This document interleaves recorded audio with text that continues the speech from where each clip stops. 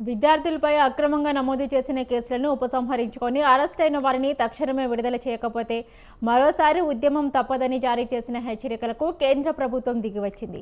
కేంద్ర హోంశాఖ ఆదేశాలతో అరెస్ట్ అయిన వెనక్కి తీసుకున్నట్లు ఆయా ప్రభుత్వాలు ఉత్తర్వులు విడుదల చేశాయి.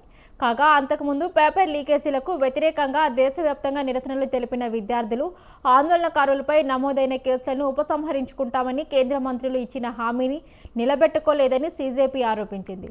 ఇక ప్రభుత్వ హామీని నమ్మి తాము నిరసనలు విరమించినప్పటికీ ఇంతవరకు కేసులను ఎత్తివేయకపోగా అస్సాం, పశ్చిమ బెంగాల్, బీహార్ వంటి రాష్ట్రాల్లోని పలువురు ఆందోళనకారులను అరెస్టు కూడా చేశారని ఆవేదన వ్యక్తం చేసింది.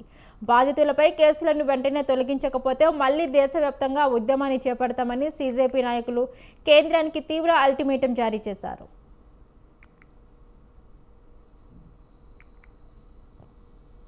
సీజేపీ విద్యార్థి సంఘాల నేతల తీవ్ర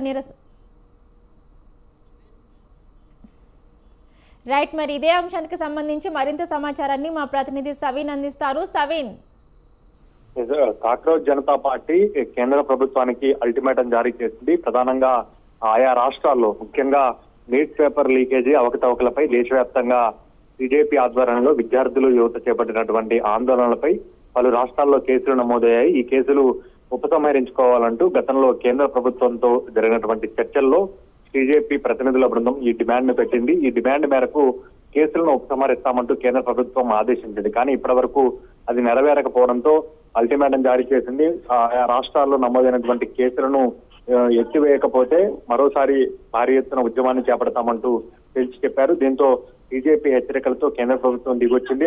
ఆయా రాష్ట్రాల్లో నమోదైనటువంటి కేసులను ఎత్తివేయాలని ఆదేశాలు ఇచ్చింది. అరెస్టులను వెనక్కి తీసుకుంటున్నట్లు కూడా ఆయా ప్రభుత్వాలు ఉత్తర్వులు జారీ చేశాయి. ముఖ్యంగా బీజేపీ అధికారంలో ఉన్నటువంటి అస్సాం, పశ్చిమ బెంగాల్, బీహార్ వంటి రాష్ట్రాల్లో సీజేపీ ఆధ్వర్యంలో చేపట్టినటువంటి ధర్నాలో విద్యార్థులు, యువత పాల్గొన్నారు. వారిపై ఉక్కుపాదం మోపడంతో పాటు వారిని అరెస్ట్ చేశారు, వారిపై కేసులు పెట్టారు.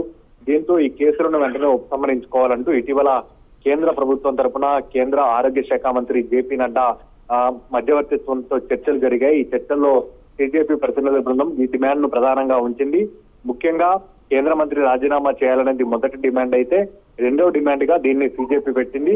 మొదటి డిమాండ్ ప్రకారం ధర్మేంద్ర ప్రధాన్ రాజీనామా చేశారు. సీజేపీ దేశవ్యాప్తంగా ఆందోళన విరమించింది. ఇప్పుడు మరోసారి కేసుల విషయంలో, అదేవిధంగా అరెస్టుల విషయంలో తమకు కేంద్ర ప్రభుత్వం ఇచ్చినటువంటి హామీని నెరవేర్చడం లేదు.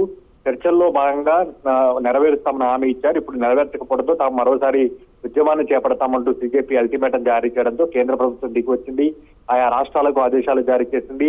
ముఖ్యంగా నీట్ పేపర్ లీకేజీ అవకతవకలపై దేశవ్యాప్తంగా ఆందోళనలు ఎవరైతే చేశారో వారిపై ఎక్కడైనా కేసులు నమోదైతే వాటిని వెంటనే ఉపసంహరించాలంటూ కూడా కేంద్ర ప్రభుత్వం ఆదేశాలు జారీ చేసినట్టుగా తెలుస్తోంది. మొత్తానికైతే తమ పోరాటం ద్వారా సీజేపీ తాము అనుకున్నటువంటి డిమాండ్లను సాధించగలుగుతుందని చెప్పుకోవచ్చు. Right, thank you Saveen.